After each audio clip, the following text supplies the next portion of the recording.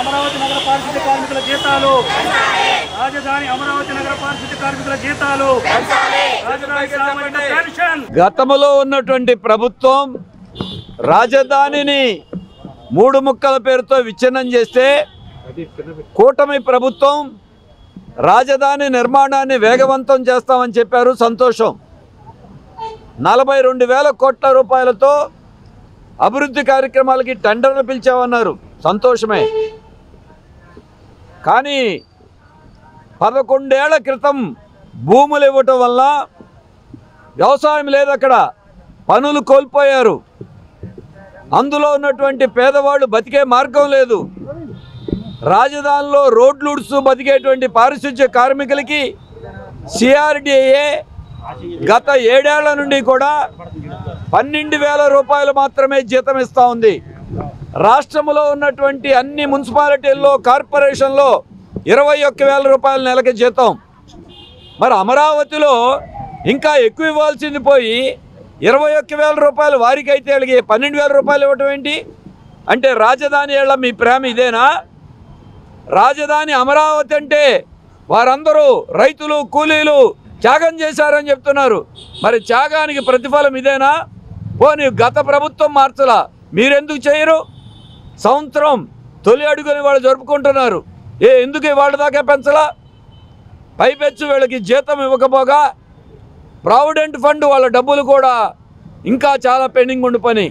దాంట్లో వాళ్ళ డబ్బు తీసుకునే అవకాశం కూడా అందరికీ కల్పించట్లా. ఈఎస్ఐ సౌకర్యం అరకొరగానే ఉంది. రాజధానిలో భూములు పోయినప్పుడు భూములు లేని వారందరికీ పెన్షన్ ఇస్తామన్నారు. గతంలో వీరందరికీ 5,000 రూపాయలు పెన్షన్ ఇచ్చారు. కానీ పారిశుధ్య కార్మికులు ఐఏఎస్ ఉద్యోగులాగా చూస్తూ పెన్షన్ని గత ప్రభుత్వం రద్దు చేసేశారు. ప్రతి కుటుంబం 5,000, దాదాపు 2 లక్షల రూపాయలు నష్టపోయారు ప్రతి కుటుంబం. ఈ గవర్నమెంట్ వచ్చి మేము పునరుద్ధరిస్తామని ఎన్నికల్లో హామీ ఇచ్చారు.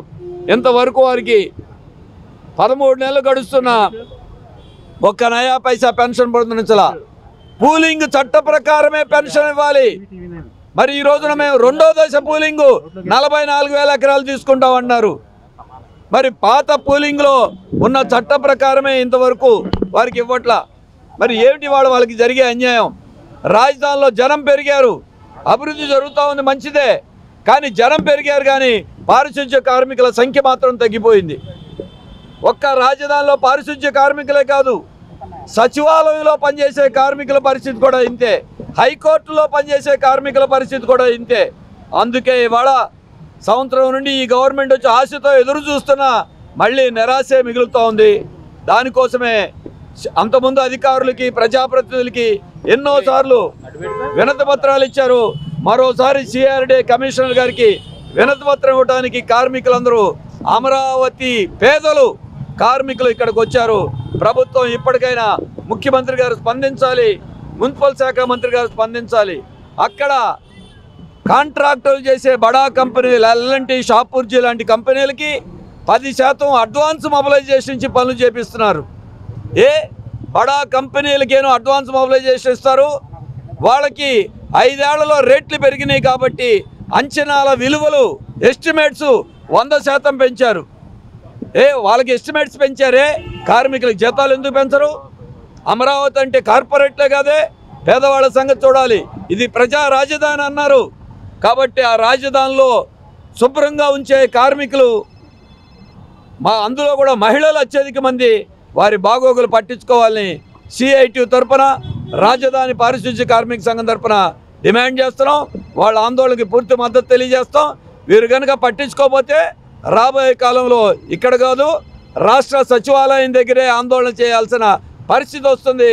అది రాకుండా నివారించాలని మేము కోరుతూ జీతం పెంచాలి, రద్దు చేసిన పెన్షన్ ఇవ్వాలి, పిఎఫ్ ఈఎస్ఐ సౌకర్యం కల్పించాలి, కార్మికుల సంఖ్యను పెంచాలని, పని భారం తగ్గించాలని మేము డిమాండ్ చేస్తాం.